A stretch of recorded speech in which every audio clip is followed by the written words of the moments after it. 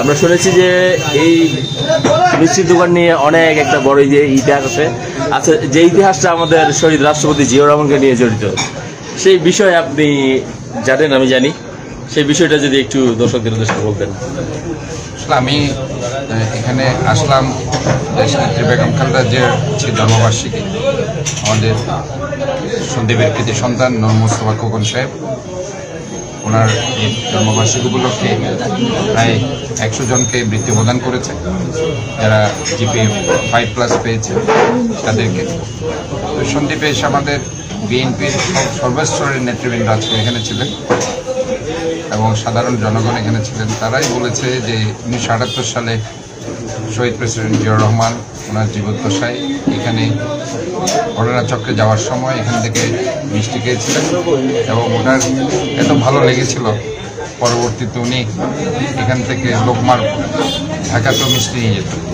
তো যাই হোক, আজকে আমরা এই শহীদ প্রেসিডেন্ট জিয়াউর রহমানের এই স্মৃতি বিজড়িত এই মিষ্টির দোকানটিতে সন্দীপের আমরা আসলাম। এখানে আমাদের বিএনপির সমস্ত নেতৃবৃন্দ এখানে আছে।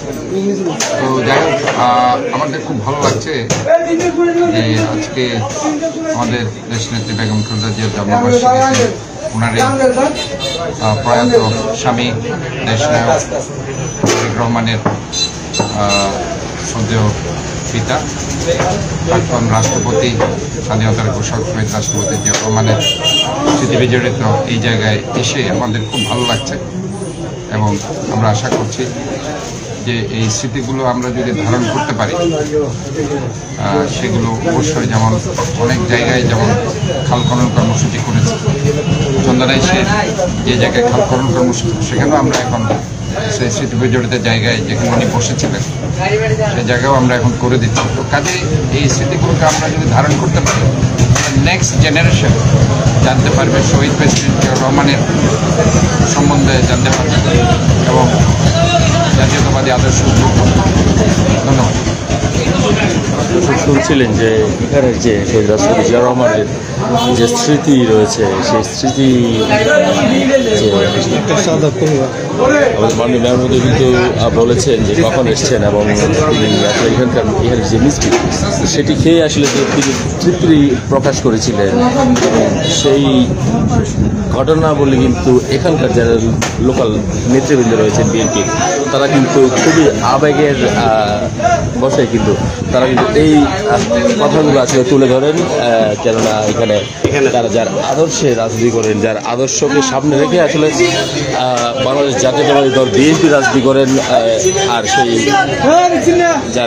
যার আদর্শে তারা অনুপ্রাণিত হয়ে এই দেশের একটু পরিবর্তনের জন্য রাজনীতি করেন, তারা সেই আবেগের যে বহিঃপ্রকাশ, সেই বহিঃপ্রকাশটি আসলে এইভাবেই করেছিলেন যে এখানে যে মিষ্টির দোকান, সেই মিষ্টির দোকানে যে শহীদ রাষ্ট্রপতি জিয়াউর রহমান কীভাবে কখন এসেছিলেন, আসলে তারা শহীদ রাষ্ট্রপতি জিয়াউর রহমান আসলে এর মিষ্টি খাওয়ার পরে এখানে তিনি যে তৃপ্তিটা প্রকাশ করেছিলেন, পরবর্তীতে তিনি কিন্তু এখান থেকে ঢাকায় পর্যন্ত পার্সেল নিয়ে যেতেন, মিষ্টি নিয়ে যেতেন, কারণ তার খুবই ভালো লেগেছিল যে এখানে।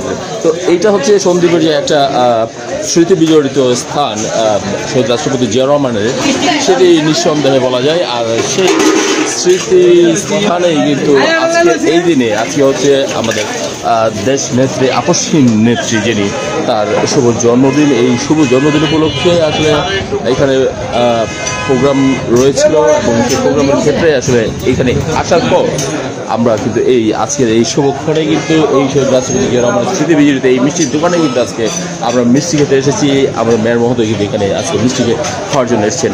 এটাই আসলে শুভক্ষণ। এবং যারা সন্দীপে থাকেন কিংবা এখানে সন্দীপ যারা এসছেন, তারাও কিন্তু আসলে এই ব্যাপারে জানেন। আসলে তারা একবারের জন্য হলেও, যারা জাতীয়তাবাদের আদর্শে রাজনীতি করেন, তারা কিন্তু এখানে একবার হলেও আসেন, একবার হলেও একটা মিষ্টি খেয়ে যান। কারণ তাদের চেতনা এটা কাজ করে যে তাদের মনে নাড়াতে যে এখানে তারা যার আদর্শে রাজনীতি করেন, তিনি এখানে একবার এসেছেন, এসে যে এখানে মিষ্টি খেয়েছেন এবং সেই মিষ্টিতে তিনি যে তৃপ্তি প্রকাশ করেছিলেন, তারাও তার তৃপ্তি প্রকাশের যে লোক তেমনটা সামলাতে না পারে কিন্তু চলে আসেন, যার ক্ষেত্রে যেহেতু সুস্বাদু সেটাই নিঃসন্দেহে বলা চলে।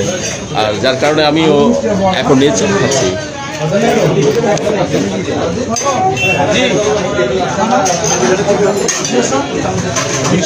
দর্শক এই পর্যন্তই ছিল।